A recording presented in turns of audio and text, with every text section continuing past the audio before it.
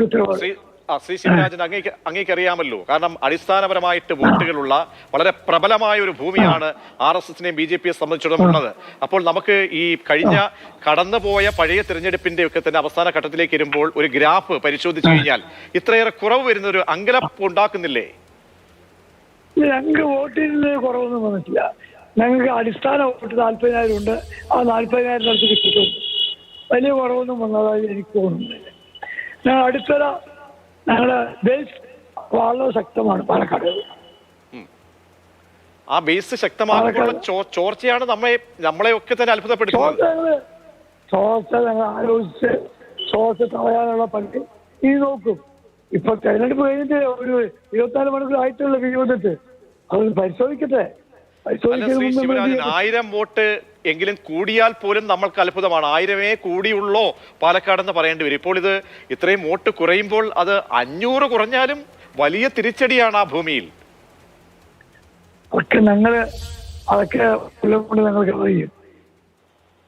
അല്ല ശ്രീ ശിവരാജൻ, അങ്ങേക്ക് പറയുന്നതിന് അല്ലെങ്കിൽ അങ്ങ് ഇത്രയും രാഷ്ട്രീയ പാരമ്പര്യമുള്ള ഭരണപ്രജ്ഞനായ BJPയിലെ ഒരു മുതിർന്ന നേതാവാണ്. ഞാൻ ചോദിക്കട്ടെ, ഈ സ്ഥാനാർത്ഥി നിർണയവുമായി ബന്ധപ്പെട്ട ഒരു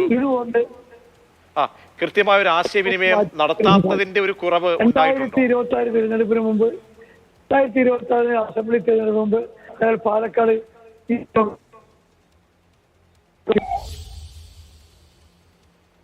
ശ്രീ ശിവരാജൻ, ഈ സ്ഥാനാർത്ഥി നിർണയവുമായി ബന്ധപ്പെട്ടൊക്കെ കുറച്ചുകൂടി ഒരു കാര്യക്ഷമമായ ചർച്ചകളിലേക്ക് കടക്കേണ്ടിയിരുന്നു അല്ലേ?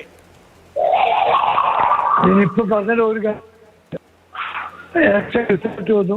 ഈ 2026 ലോക്സഭ ഇലക്ഷൻ, അസംബ്ലി ഇലക്ഷനും 2025 നഗരസഭ ഇലക്ഷൻ നമുക്ക് കാണാം. ഈ നേതൃത്വത്തിന്റെ ഒക്കെ പിഴവ് വിശദമായി പരിശോധിക്കുമല്ലേ? അത് സുരേന്ദ്രനോട് ചോദിച്ചാൽ മതി, എന്നോട് ചോദിക്കില്ല. ഞാൻ അവിടേക്കൊന്നും എത്തിയിട്ടില്ല. പ്രധാനപ്പെട്ട ഒരു ദേശീയ നേതൃത്വത്തിൽ ഇരിക്കുന്ന ഒരു വ്യക്തിയാണ്, അതുകൊണ്ടാണ് ചോദിച്ചത്.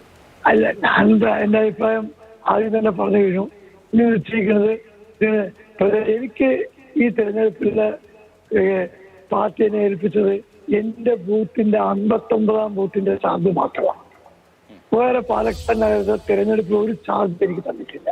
59ാം നമ്പർ ബൂത്തിൽ 822 വോട്ട് പോൾ ചെയ്തപ്പോൾ BJPക്ക് 666 വോട്ട് വാങ്ങിച്ചു കൊടുത്ത ആള് ഞാൻ. എന്റെ തന്ന ഉത്തരവാദിത്വം സത്യസന്ധമായും 100% ചെയ്തു കഴിഞ്ഞു. എനിക്കതിനപ്പുറം പറയാൻ ചോദിക്കുന്നത് സംസ്ഥാന അധ്യക്ഷനോടോ സ്ഥാനാർത്ഥിയോട് ചോദിച്ചാൽ മതി. അപ്പോൾ ഒരു കൃത്യമായ ഒരു ആശയവിനിമയക്കുറവ്, കാരണം മുതിർന്ന നേതാവായ അങ്ങ് ഒരു ബൂത്തിന്റെ ചുമതലയിലേക്ക് മാത്രം ചുറ്റിപ്പറ്റി സംസാരിക്കുന്ന നേതാവായിരുന്നില്ല. അപ്പോൾ എല്ലാവരുടെയും അഭിപ്രായമൊക്കെ തേടേണ്ടിയിരുന്നു. അത് സംസ്ഥാന അധ്യക്ഷനാണ് തീരുമാനിക്കേണ്ടത്. അദ്ദേഹമാണ് ഇവിടെ നേതൃത്വം കൊടുത്തത്. അദ്ദേഹത്തോട് ചോദിച്ചാൽ അദ്ദേഹം പറയും. പിന്നെ ഒരു പ്രഭാരി ഉണ്ട്, കോഴിക്കോട്ടുകാരൻ, എന്റെ പേര് രവിനാഥൻ എന്നാണ്.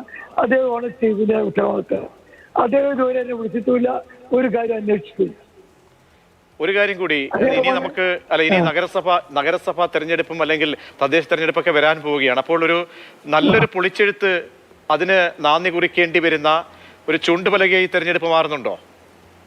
അതെ, അത് മാറുന്നുണ്ട്. നല്ലൊരു മേൽക്കുറയ്ക്ക് ഒരു വലിയ മാറ്റമാണ്. മേൽക്കുറ മാറ്റം അടിത്തറ 925 ഡോക്ടർ ഹെഡ്ഗേർ സ്ഥാപിച്ച RSSന്റെ അടിത്തറയാണ് BJP പാലക്കാട്ട് അടിത്തറ. അടിത്തറക്ക് ഒരു കോട്ടവുമില്ല. മേൽക്കുറ